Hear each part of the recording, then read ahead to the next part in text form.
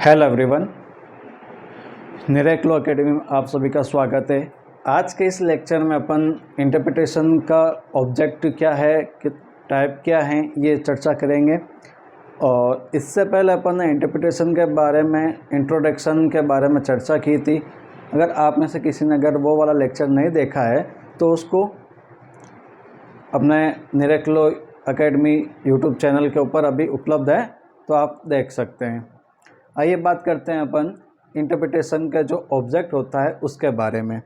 तो बात ये होती है कि इंटरप्रिटेशन का जो ऑब्जेक्ट है, अगर आपने कोई भी ऐसा लॉ बनाया है और उस लॉ के अंदर जो भाषा प्रयोग की गई है, ठीक है, उस भाषा का क्या आशय रहा, अपन को जो यूज़ किया है उसमें भाषा का, तो उसका क्या इंटेंशन है वो जानना।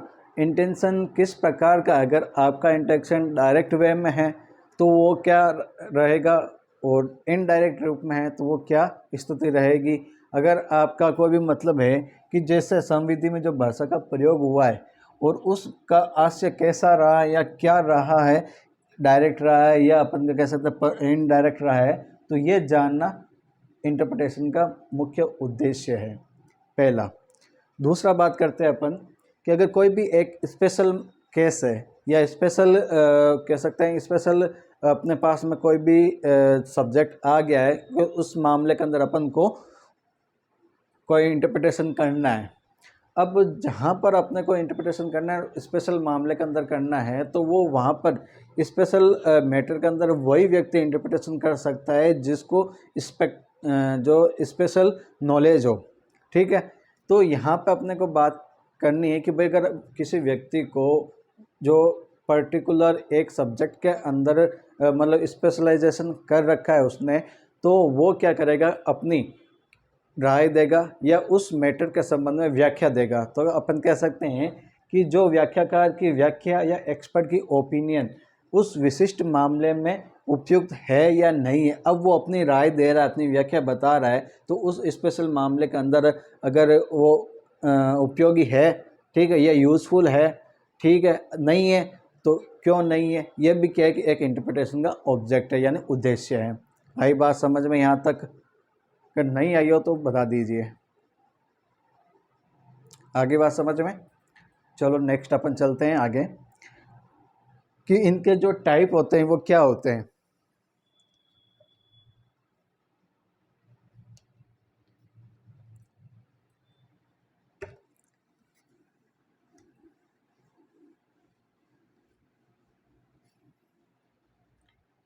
जैसे तो अपन का टाइप देखा जावे तो मुख्य रूप से तो दो ही प्रकार के होते हैं, और मुख्य रूप से भी दो हैं और अनमुख्य रूप से भी दो ही हैं, पर अपन देख लेते हैं क्या है।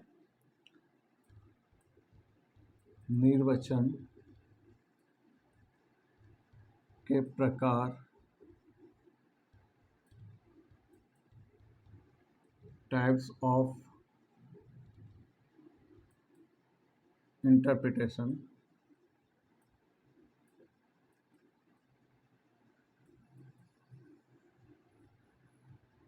पहला क्या हो जाएगा कि शाब्दिक होना चाहिए। कोई भी आप इंटरप्रिटेशन करो तो वो क्या चीज़ होनी चाहिए, शाब्दिक अर्थ के अंदर होना चाहिए।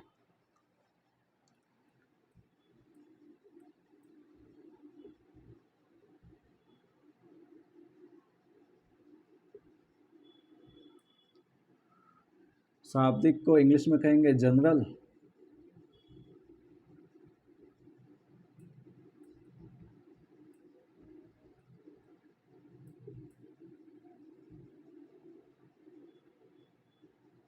ठीक है, यानी अपने को जनरल मीनिंग निकालना है।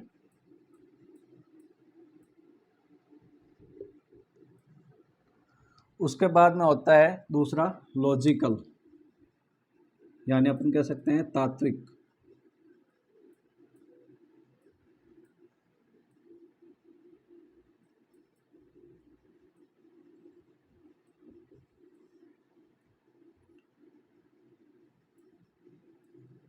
Logical interpretation.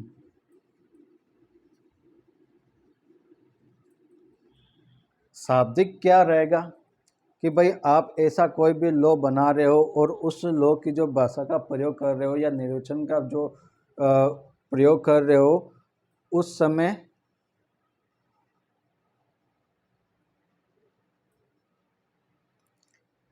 सॉरी माइंड कहीं और चला गया। देखिए बात करते हैं अपन के शाब्दिक इंटरप्रिटेशन या शाब्दिक अर्थ वाला या जनरल इंटरप्रिटेशन मीनिंग क्या रहेगा। तो वो ऐसा शाब्दिक अर्थ जब आप निर्वचन का प्रयोग करते हैं तब किया जाता है जब वो संविधि यानी जो अपन इंस्टीट्यूट कानून बना रहे हैं उस भाषा का जो प्रयोग है स्पष्ट होना चाहिए या कोई असंदिग्ध हो, तब अपन उसका यानी शाब्दिक मीनिंग निकालेंगे। क्या है कि जब संविधि में यानी शाब्दिक निर्वचन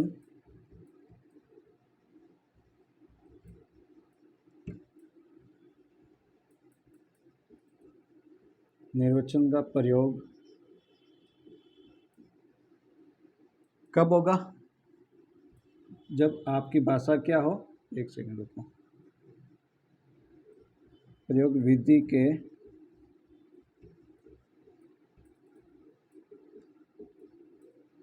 अब अपन को यहाँ पर दो बात करनी। अब विधि किस प्रकार से होगी, एक तो स्पष्ट है, जहाँ पर विधि स्पष्ट है तो वहाँ पर अपन को शाब्दिक अर्थ निकालना है, जहाँ पर विधि अस्पष्ट है असंदिग्ध है वहाँ पर भी क्या हो जाएगा यानी स्पष्ट और अस्पष्ट। ठीक है, तो वहाँ पर अपन क्या निकालेंगे जनरल मीनिंग निकालेंगे। आई बात समझ में।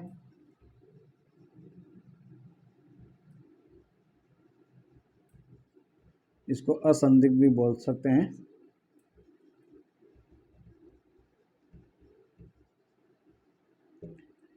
ठीक है दोस्तों, आई नहीं आई बात समझ में आपके। मतलब आप जनरल इंटरप्रिटेशन कब करोगे, जब आपके पास में एक ऐसा कानून बना रहे हो और उस कानून का जो लैंग्वेज है या भाषा का प्रयोग कर रहे हो और वो उसका अर्थ साधारण वे में निकल रहा है, स्पष्ट वे में निकल रहा है, तब आप जनरल इंटरप्रिटेशन करोगे। और दूसरा है कि भाई अगर आपका जो भाषा का प्रयोग है उस भाषा का प्रयोग किसी को असंदिग्धता उत्पन्न हो रही हो या अस्पष्ट लग रही हो भाषा, तो वहाँ पर अपन क्या करेंगे उस अस्पष्टता को दूर करने के लिए जनरल इंटरप्रिटेशन करेंगे। आई बात समझ में, जनरल इंटरप्रिटेशन या जनरल मीनिंग निकालेंगे। क्लियर हो गया फर्स्ट इसका टाइप। सेकंड टाइप क्या होगा कि सेकंड टाइप लॉजिकल होगा। अब लॉजिकल किस प्रकार वे में होगा, तो वहाँ पर अगर अपन बात करते हैं, अगर अपन लॉजिकल की बात करते हैं तो वहाँ पर अपने को लगता है कि भाई एक ऐसा स्टैट्यूट है जिसके अंदर अलग एक शब्द दे दिया और एक शब्द का या एक वर्ड ऐसा दे दिया उस एक वर्ड का अलग अलग मीनिंग निकल रहा हो।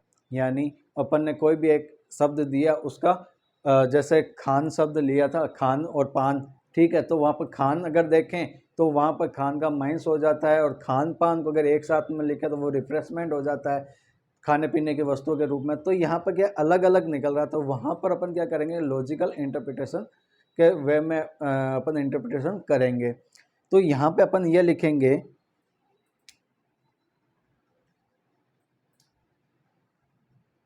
एक सेकंड अपन नोट्स ले लेते हैं सामने। सही तो बोल रहा हूँ नहीं बोल रहा हूँ मैं, ठीक है। देखिए जब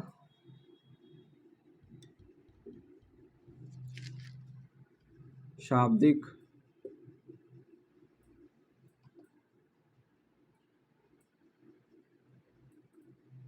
व्याख्या शाब्दिक व्याख्या कर रहे हैं और शब्दों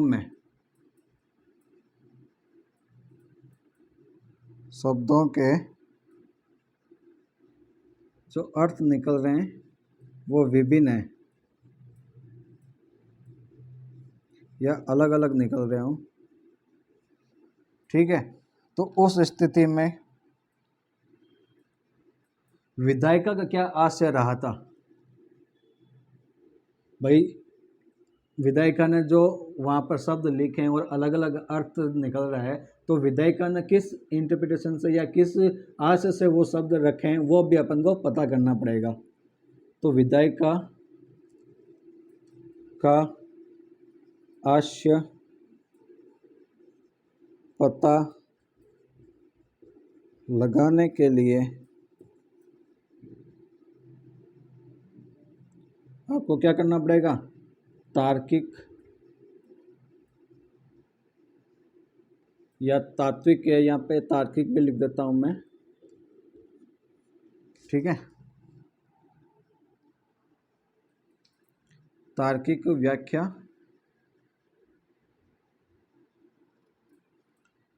की सहायता लेंगे। आई नहीं आई दोस्तों समझ में यहाँ तक आपको बात? देखो क्या है कि जब आपके पास में कोई भी भाषा बना रहे हो और उस भाषा का आपका जनरल वे में है या स्पष्ट रूप से निकल रहा है तो जनरल मीनिंग या जनरल इंटरप्रिटेशन आपको करना है। और ऐसी कोई भाषा है जिसमें अर्थ इंटरप्रिटेशन है आपका, वो मतलब है कि असंदिग्ध हो या अस्पष्ट हो, तो वहाँ पर उस असंदिग्धता को या अस्पष्टता को दूर करने के लिए जनरल मीनिंग का उपयोग करेंगे। जहाँ अपने को ऐसा कानून बन गया, ऐसा वर्ड उस कानून के अंदर ऐसा वर्ड आ गया जहाँ पर एक शब्द के अनेक अर्थ निकलते हो या विभिन्न प्रकार के अर्थ निकल रहे हो, तो वहाँ पर विधायिका ने उस शब्द का क्या अर्थ लिया था, वो अर्थ को पता करने के लिए अपन लॉजिकल इंटरप्रिटेशन या तार्किक व्याख्या करेंगे। समझ में आ गई? तो ये अपने पास में दो टाइप होंगे, इसके माध्यम से अपन इंटरप्रिटेशन करेंगे। अब बात करते हैं कि जब आप कोई भी मतलब है कि जब अलग अलग अर्थ देते हो या अलग अलग व्यवहारिक जो व्याकरणिक व्याख्या करते हो, शब्दों में अलग अलग अर्थ देते हो, तो विधायिका का जो अपन अर्थ पता लगाते हैं, ठीक है, या लॉजिकल तार्किक व्याख्या की सहायता लेते हैं, उसके अंतर्गत जो कोर्ट है, कोर्ट क्या करेगा कि उस विधि में उसका क्या करेगा, एक गहन अध्ययन करेगा। ठीक है, यहाँ पे क्या करेगा, गहन अध्ययन करेगा कोर्ट कि भाई उस समय यहाँ पे विधायिका का क्या आशय रहा था, तो उसके बारे में वो जांच पड़ताल करेगा या अलग अलग बुक्स के बारे में रेफर करेगा, फिर उनको अध्ययन करेगा, भाई यहाँ पे विधायिका का क्या अर्थ रहा था, यो वो जानेगा। तो कोर्ट इस बात पर ध्यान देगा कि जो कानून बनाया था उस समय जो संविधि के निर्माण में जो न्यायालय मतलब विधायिका ने जो अर्थ लिया था उसका पता लगाना तार्किक व्याख्या की सहायता से किया जाएगा। हो सकता हो कि वो विधायिका जिस समय उस शब्द का प्रयोग कर रही हो और अपन को लगता है कि भाई इसका अर्थ लॉजिकल वे में लेना है, तो अपने को क्या है कि अपनी माइंड अप्लाई करना पड़ेगा कि इसके अंदर कौन सा इंटरप्रिटेशन लग रहा है। आई बात समझ में?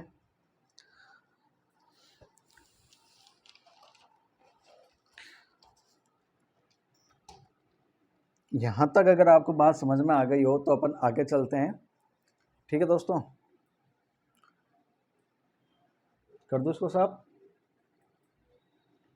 समझ में आ गया ना? ठीक है,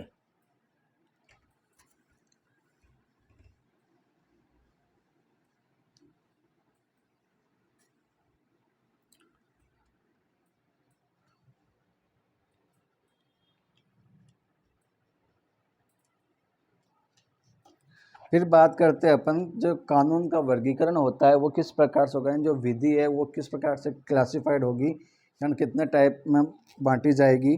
तो अपन लिखते हैं विधि का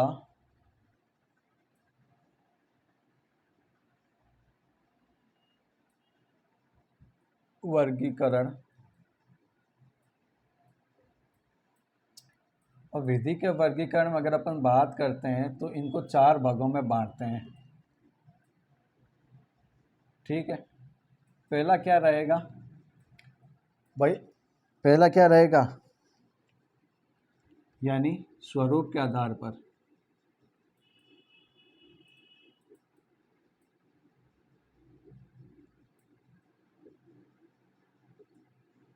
दूसरा क्या रहेगा, उद्देश्य के आधार पर।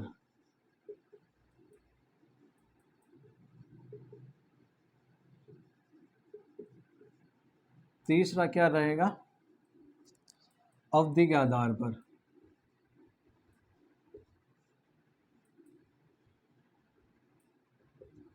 और चौथा क्या रहेगा, क्षेत्र के आधार पर, टेरिटरी के बारे में।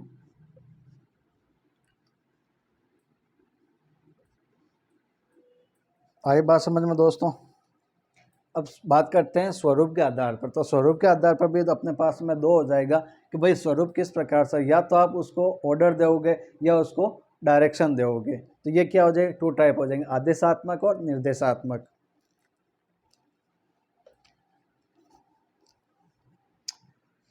अगर अपन बात करते हैं इनकी, तो ये क्या हो जाएंगे, आदेशात्मक। और जब अपन कोई भी चीज़ आदेशात्मक करते हैं तो वो क्या हो जाता है, प्रोविज़न या कोई भी आदेश मैंडेटरी हो जाता है, यानी वो क्या हो जाएगा, आज्ञापक हो जाएगा। आई बात समझ में। यानी उस चीज़ को करना ही करना, अपन कह सकते हैं इसका एक और नाम लग सकते हैं, बाध्यकारी होगा। दूसरा अपने पास में निर्देशात्मक।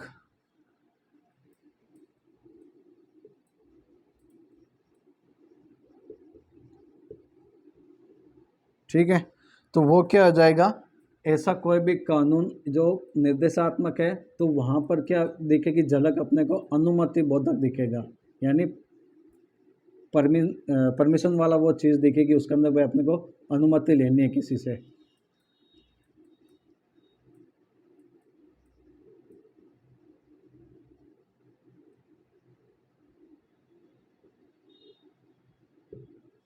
आई बात समझ में यहाँ तक दोस्तों आपको।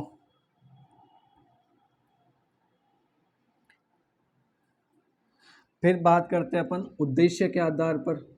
उद्देश्य के आधार पर क्या होगा कि अगर अपन देखते हैं तो वहाँ पर क्या होगा, संविधि किस प्रकार की होगी, तो समेकनकारी होगी, संशोधनकारी होगी, घोषणात्मक डिक्लेरेशन से हो सकती हो, या अपन उपचारात्मक हो सकती है, समर्थनकारी हो सकती है, असमर्थन, किसी मामले में समर्थन भी हो सकता है, किसी मामले में असमर्थन हो सकता है, पनिशेबल हो सकती है, टैक्सेबल हो सकती है, एक्सप्लेनेटरी हो सकता है, और अमेंडिंग रूप से हो सकता है, संशोधनकारी हो सकता है, और रिपिलेशन हो सकता है, यानी रिपील हो सकता है, या लीगलाइजेशन हो सकता है, यानी विधि मान्य हो सकता है। तो ये सारी चीज़ें अपने को उद्देश्य के आधार पर देखना है।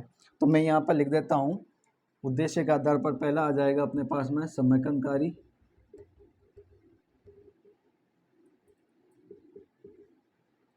दूसरा घोषणात्मक,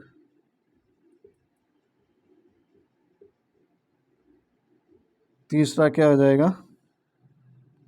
उपचारात्मक, पांचवा क्या हो जाएगा, समर्थनकारी और असमर्थनकारी,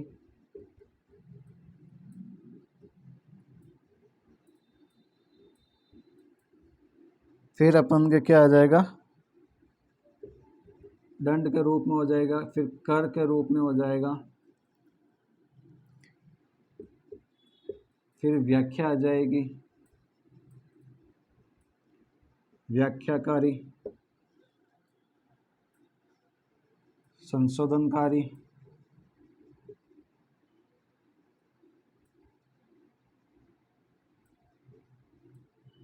फिर कोई भी निरसन आ जाएगा, रिपील, फिर आ जाएगा अपने पास में विधि मान्य।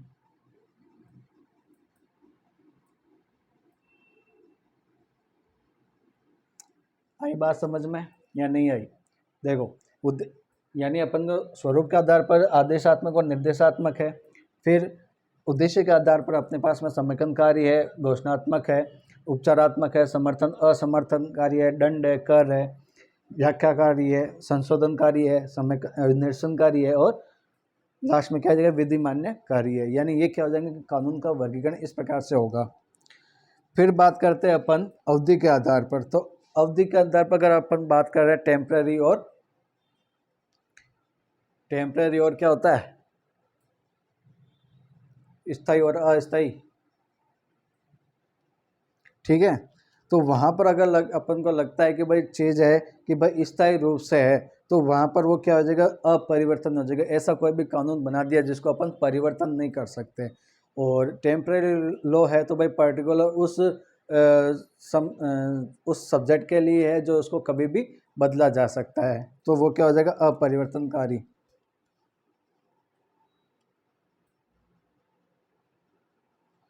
ठीक है, स्थायी और अस्थायी। तो यहाँ पे अपन को बात करेंगे स्थायी की और दूसरी यहाँ पे बात करेंगे अस्थायी की। ठीक है, स्थायी है कोई चीज़ तो वो क्या हो जाएगी, ऐसा संविधि में अपरिवर्तनीय होगी।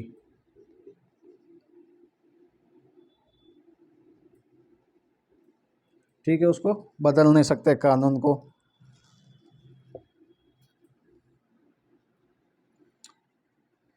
फिर जो अस्थायी होगा तो वहाँ पर वो संविधि क्या हो जाएगी,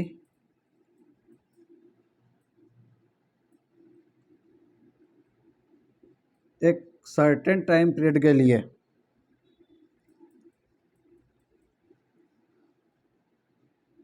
तक क्या होता है, वो वैलिड होती है। ठीक है,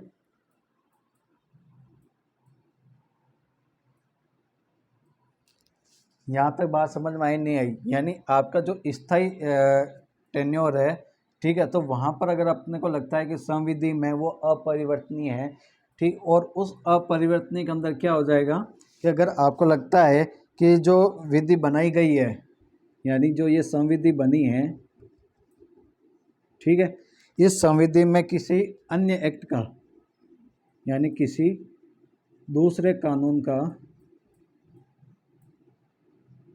दूसरे एक्ट द्वारा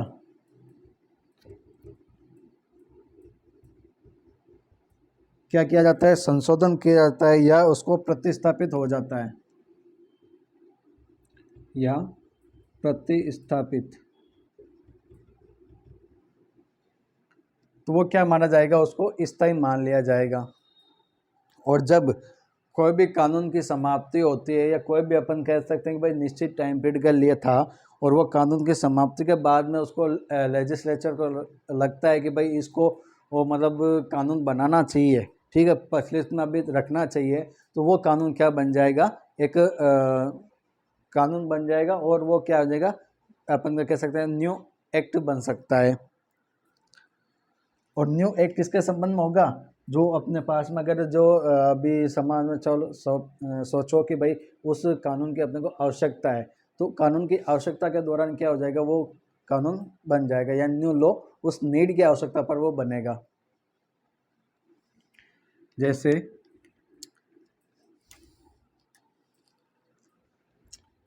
यानी विधि एक पर्टिकुलर टाइम पीरियड के लिए बनाया, वह समाप्त हो गया, और विधि के समाप्त के बाद, यानी विधि के खत्म होने के बाद विधायिका को लगता है,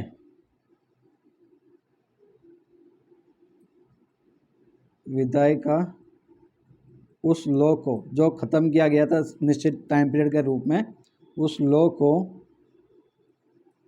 क्या करेंगे, उस लॉ को क्या चालू रखना चाहती है,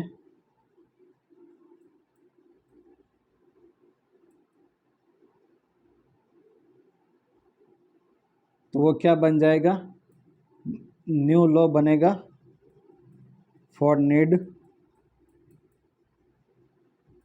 आवश्यकता के आधार पर। समझ में आ गई बात? अब मैंने यहाँ पे बात की है अस्थायी। आपको जैसे पता होगा कि अपने संविधान के अंदर जो फाइनेंशियल बिल आता है, जो वित्तीय बिल बनाया जाता है, वो किस प्रकार का होता है, सोचो। सेम यही है कि वो अस्थायी होता है, एक निश्चित टाइम पीरियड के लिए वो बनता है, और उसको फिर क्या है कि जैसे ही वो टेन्योर ख़त्म हो गया उस समय के, तो वो वैलिड हो जाएगा, और उसके बाद में वो ख़त्म हो गया। ख़त्म होने के बाद में भाई लगता है लेजिस्लेचर को कि भाई इस चीज़ को मेरे को कंटिन्यू करना है, ठीक है, तो कंटिन्यू करने के लिए उसको वापस क्या करेगी, वो प्रचलित कर देगी या लागू कर देगी, अब नीड के हिसाब से। अगर नीड नहीं है तो उसको लागू नहीं करेगी, अगर नीड है तो वो लागू कर देगी। आगे बात समझ में? अपन फाइनेंशियल बिल संविधान के अंदर बताया गया है, उसको आप आराम से लिंक कर सकते हैं, या अपन कर सकते हैं रीड कर सकते हैं, उसको उदाहरण के रूप में समझ सकते हैं कि अस्थायी क्या चीज़ है। आगे बात समझ में? अब अपने पास में बचा एक ही चीज़ बची है क्षेत्र के आधार पर। तो क्षेत्र के आधार पर अपने पास में दो चीज़ होते हैं, एक तो होता है पब्लिक और एक होता है प्राइवेट। ठीक है, यानी पब्लिक लॉ क्या हो जाएगा और प्राइवेट लॉ क्या होगा, तो वो ऐसा कोई भी कानून जो पब्लिक बनाया गया है यानी पब्लिक के रूप में काम आता है। ठीक है, यानी ऐसा कोई भी कानून जो अपन कह सकते हैं कि पब्लिक मोरल के रूप में काम हो, यानी नैतिक के रूप नीति में लोक नीति के आधार पर काम आता हो, उन मामलों के अंदर क्या हो जाएगा, कानून की प्रकृति क्या है, तो वो सामान्य है या नहीं है, या स्थानीय है या व्यक्ति के पर्सनल है, तो वो चीज़ देखी जाएगी लोक नीति के आधार पर। दूसरा होता है अपने पास में प्राइवेट लॉ। प्राइवेट लॉ वो हो जाता है जो व्यक्तिगत मामलों का मतलब एक उससे संबंधित बनाया जाता है। और प्राइवेट और व्यक्तिगत ये मतलब प्राइवेट और लोक ये क्या हो जाएगा, आपके पास में जो कानून हैं वो कौन से हैं, पब्लिक कौन से हैं और प्राइवेट कानून कौन से हैं, वो आपको अच्छी तरह मालूम होंगे, आपने पढ़ रखा होगा।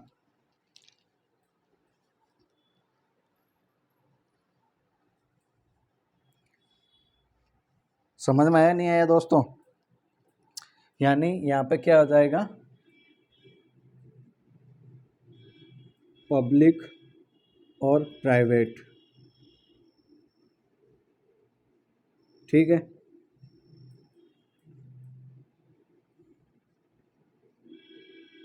लोक और निजी, ये तो क्या हो जाएगा, लोक नीति से संबंधित मामले, लोक नीति के संबंधित मामलों में। और ये क्या हो जाएगा, व्यक्तिगत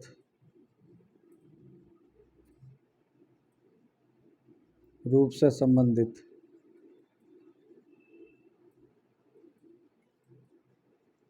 आई नहीं, बात समझ। अब पब्लिक लॉ कौन सा होगा, प्राइवेट लॉ कौन सा होगा, ये आप बताओ कौन सा है,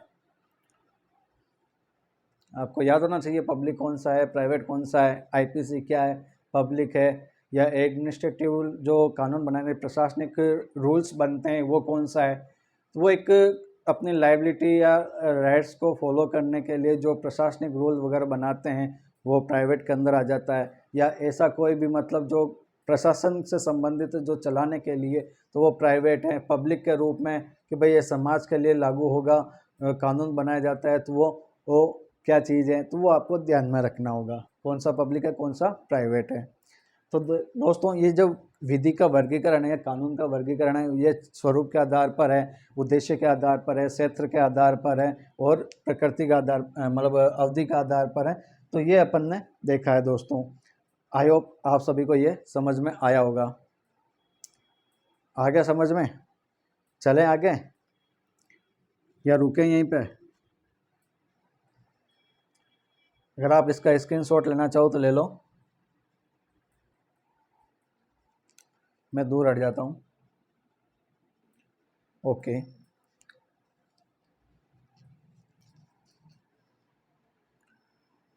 अब देखिए दोस्तों, अपन ने क्या किया था, मैं आगे बढ़ने से पहले एक चीज़ और बता देता हूँ। जो अपन ने यहाँ पे उद्देश्य के आधार पर लिया था,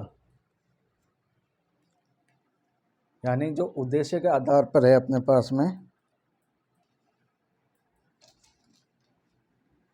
इस वाली चीज़ का बात कर रहा हूँ मैं दोस्तों। उद्देश्य के आधार पर पहला है समेकनकारी, दूसरा घोषणात्मक, तीसरा उपचारात्मक, समर्थन असमर्थन, दंड, कर, व्याख्याकारी, संशोधनकारी, निरसन और विधि मान्यकारी। यानी ये जो उद्देश्य के आधार पर है, इनके बारे में थोड़ा बहुत मैं बता देता हूँ क्या होता है, जो आपको बोल के बता देता हूँ। अगर अपन देखते हैं संहिताकारी क्या होता है या समेकनकारी क्या होता है। संहिताकारी ऐसा कानून होगा जो लॉ को संहिताबद्ध करे या कोडिफाइड करे। ठीक है, विशिष्ट विषय पर विधि को स्पष्ट करना, तो वो क्या हो जाएगा, संहिताकारी हो जाएगा। समेकनकारी जो विधि को किसी विशिष्ट विषय पर विधि को एक स्थान पर समेकित करे, वो क्या हो जाएगा, समेकनकारी होगा।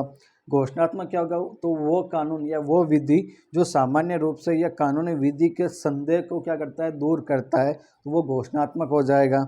उपचारात्मक क्या होगा कि वह कानून जिसमें एक नई उपचारात्मक प्रदान की गई है, यानी उसको रेमेडी प्रदान की गई हो, जो कानून का मुख्य उद्देश्य क्या हो जाएगा, अधिकार के लागू करवाने, अधिकार को लागू करवाना या उसमें सुधार करना, तो वो क्या हो जाएगा, भाई उपचारात्मक हो गया। उपचारात्मक और भूलों को ठीक करना, तो वो सारी चीज़ें इसके अंदर उपचारात्मक के अंदर आएगी। फिर आता है समर्थनकारी। समर्थनकारी क्या हो जाएगा?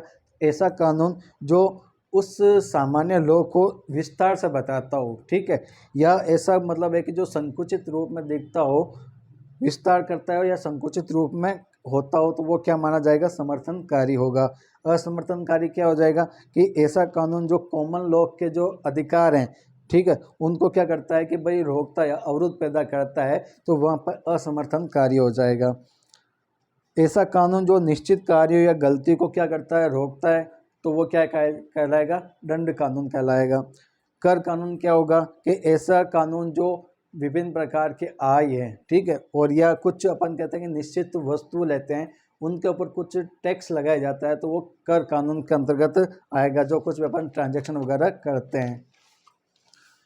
फिर है कि भाई कोई भी ऐसा कानून जो उस कानून में अपन क्या करते हैं कि भाई व्याख्या कर रहे हैं, तो वो व्याख्याकारी बन जाएगा, ये व्याख्यात्मक कानून बन जाएगा, ठीक है। जैसे बहुत सारी कमेंट निकलती है, अपन तो क्या है कि पार्लियामेंट के द्वारा अधिनियमित पारित किया जाता है, या कह सकते हैं कि एक्ट बनाया जाता है, लेकिन कुछ ऐसे विधि के विशेषज्ञ हैं या विधि के विद्वान ऑथर हैं, तो वो क्या करते हैं कि उनकी व्याख्या करते हैं और उस बैरक के जो प्रोविज़न है, प्रोविज़न को रिमार्क में जो टिप्पणियाँ वगैरह लिखते हैं, या अपन कह सकते हैं अपनी एक्स्ट्रा उसमें एफर्ट डालते हैं, तो वो क्या हो जाएगा? व्याख्याकारी हो जाएगा। या कुछ सुप्रीम कोर्ट के, हाई कोर्ट के जो जजमेंट वगैरह हैं, वो भी साथ में लिखते हैं, रेफर करते हैं, तो ये क्या हो जाएगा? व्याख्याकारी मान लिया जाएगा।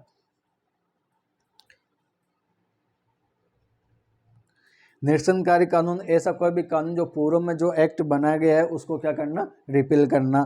संशोधनकारी जो मौलिक रूप से है, जैसे कानून बना था और उस कानून के अंदर, जैसे अपन का भारतीय संविधान है, जब भारतीय संविधान बना था तो उसके अंदर अपने पास में कितनी भाषाएं थी? तो टोटल 14 भाषा थी, लेकिन जैसे जैसे मतलब आवश्यकता पड़ती गई, उसके अंदर अपने को वो भाषा, सिंधी भाषा जोड़नी पड़ गई, ठीक है। फिर अपने को क्या है कि नेपाली है, मणिपुर है और कोंकणी है, ठीक है, तो ये भाषा जोड़नी पड़ी। उसके बाद में क्या आ गया? बोडो, डोंगरी और मैथिली, ऐसी कुछ भाषाएं हैं, वो भी जोड़नी पड़ी थी, ठीक है। देखो मैंने वो उसको कैसा याद किया था, वो भी अपन एक नेक्स्ट वीडियो में बताऊंगा। लेकिन अगर अपन को अगर याद नहीं है, जैसे पहले जो 14 तो पहले मूल भाषा थी अपने पास में, और 15वीं भाषा कौन सी थी? सिंधी भाषा, ठीक है। और बाद में 16, 17, 18 ये 3 जो जोड़ी गई थी, ठीक है, तो वो थी अपन नमक कानून। कब हुआ था? गांधी जी का जो नमक सत्याग्रह कब हुआ था? अगर याद हो तो आपको 1930 के अंदर हुआ था, 12 मार्च लगभग। तो वहाँ पर नमक कानून हुआ था, जो सत्याग्रह हुआ था, तो वो क्या है? नमक, अब ये याद मत रखना कि भाई नमक कानून है तो वो जोड़ा था। अपन नमक से हिसाब से इस प्रकार से याद रखेंगे। न का मतलब नेपाली, म से मणिपुर और क से कोंकणी। मैथिली हो सकता है मणिपुर की जगह, मेरे हिसाब से मैथिली भाषा, ठीक है। तो इस प्रकार से अपन इसको याद कर सकते हैं। फिर विधिमान्य कानून। विधिमान्य कानून जो पूर्व विधि में कोई भी ऐसा दोष है, या अपन कह सकते हैं तो दोष के लिए उसको क्या करना? निरोग बनाना पड़ेगा, यानी उसको दोष रहित करना पड़ेगा। तो वो विधिमान्य कार्य कानून क्या करेगा? उस उद्देश्य के कार्य को या उसके प्रोसीजर को, तो विधायिक जो लेजिस्लेचर मेथड है, उस मेथड के माध्यम से उसको क्या किया जाएगा? अपन लीगलिटी रूप में उसको प्रोवाइड करेंगे, उसका प्रभाव को या उसका दुष्प्रभाव को, या उसकी इलीगलिटी है तो उसको दूर करेंगे।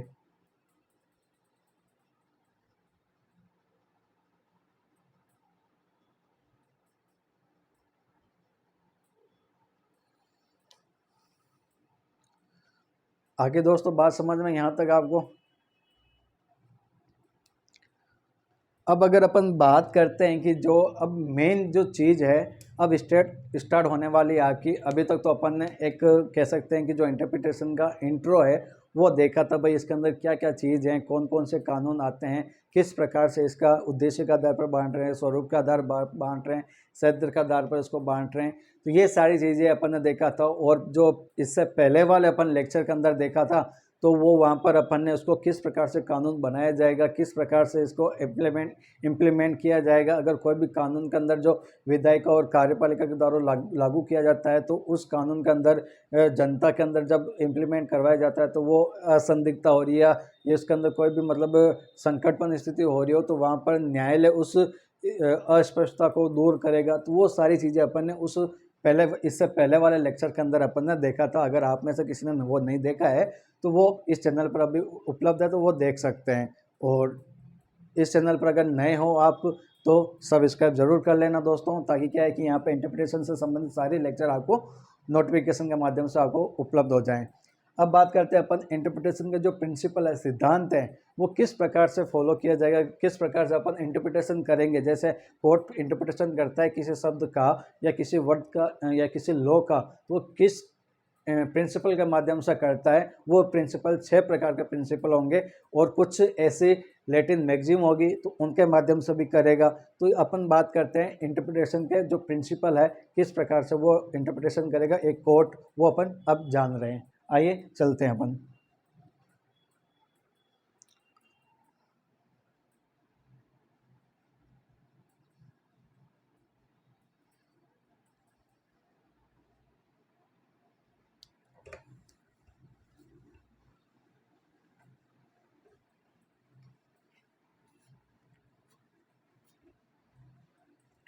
दोस्तों, अगर आपको ये वीडियो अच्छा लग रहा हो तो इसको लाइक और सब्सक्राइब ज़रूर कर देना।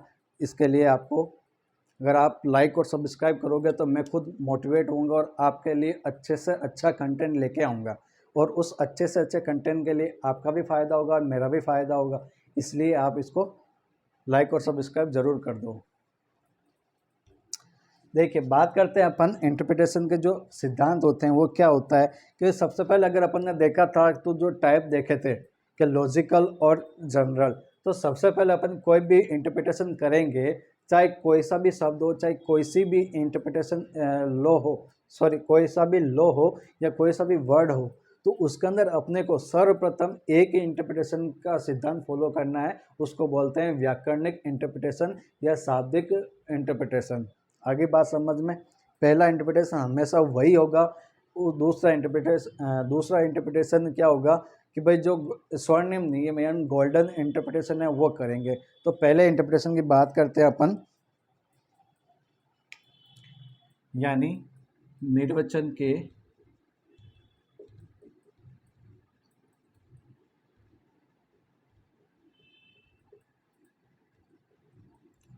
सिद्धांत। पहला क्या होगा, शाब्दिक या व्याकरणिक निर्वचन। दूसरा क्या हो जाएगा, स्वर्णिम, इसको इंग्लिश में बोलते हैं गोल्डन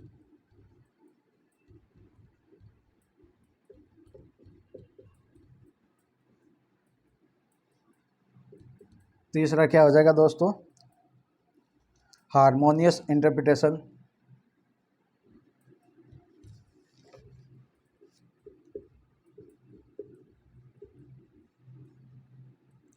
हार्मोनियस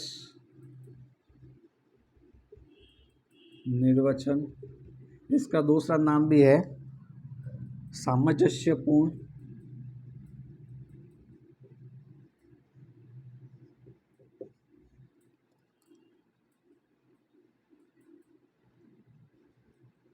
समन्वय। ठीक है, सामंजस्यपूर्ण है इसका। फिर अपने पास में अर्थान्वयन,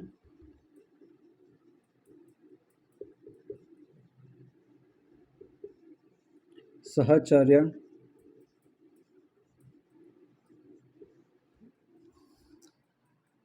ज्ञायते का नियम,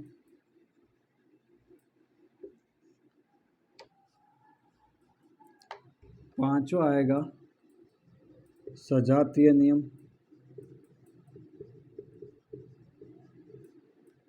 छठा आएगा रिष्टि का नियम,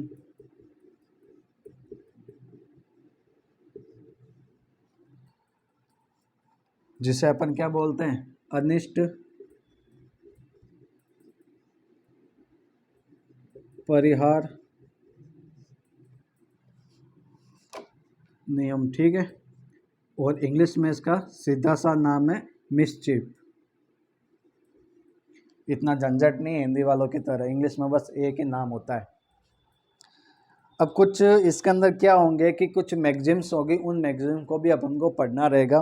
तो जैसे अर्थान्वयन कानून को संपूर्ण रूप से पढ़ा जाना चाहिए, या अर्थान्वयन स्वरूप का अभिव्यक्ति समान अर्थ रखती हो, अर्थान्वयन एक वस्तु का स्पष्ट उल्लेख दूसरे का अपवर्जन करती हो, या ऐसा कोई भी अर्थान्वयन जो तत्कालिक व्याख्या को सर्वोत्तम और प्रभावी बनाता हो, या ऐसा कोई भी जो एक और अपन के पास में आएगा इसका अंदर हितप्रद,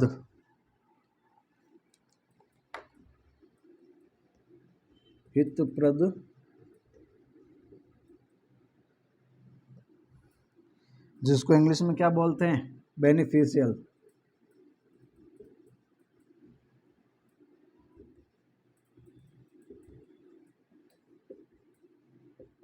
ठीक है दोस्तों, तो यहाँ पे अपन के पास में 7 प्रकार के जो इंटरप्रिटेशन रूल है उनको पढ़ेंगे। और सबसे पहले अपन व्याकरणिक या ग्रामेटिकल इंटरप्रिटेशन देखेंगे, तो उसके अंदर क्या चीज़ होती है और क्या इसके अंदर केसेस हैं, किस प्रकार से एक कानून विधायिका का आशय को पता लगाने के लिए ग्रामेटिकल इंटरप्रिटेशन करता है। तो दोस्तों, अगर आपको ये समझ में आ रहा है तो इस वीडियो को लाइक और ज़रूर कर देवें।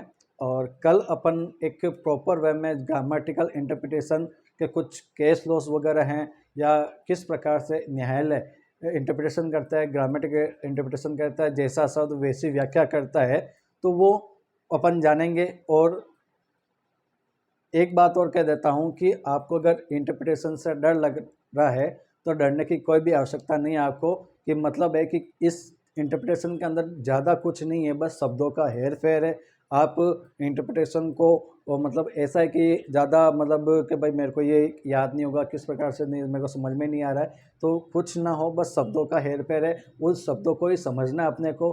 तो आपको शब्दों को समझने के लिए अगर आप लग रहा है कि भाई निरेक्लो क्लासेज आपके सामने मतलब अच्छे से समझा रहा है, अच्छे से कंटेंट ला रहे हैं, तो इस चैनल को लाइक और सब्सक्राइब ज़रूर कर देवें।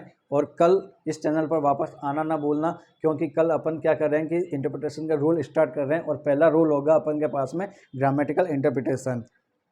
ठीक है दोस्तों, बने रहिएगा साथ, और लाइक और सब्सक्राइब ज़रूर कर देना। Thank you so much.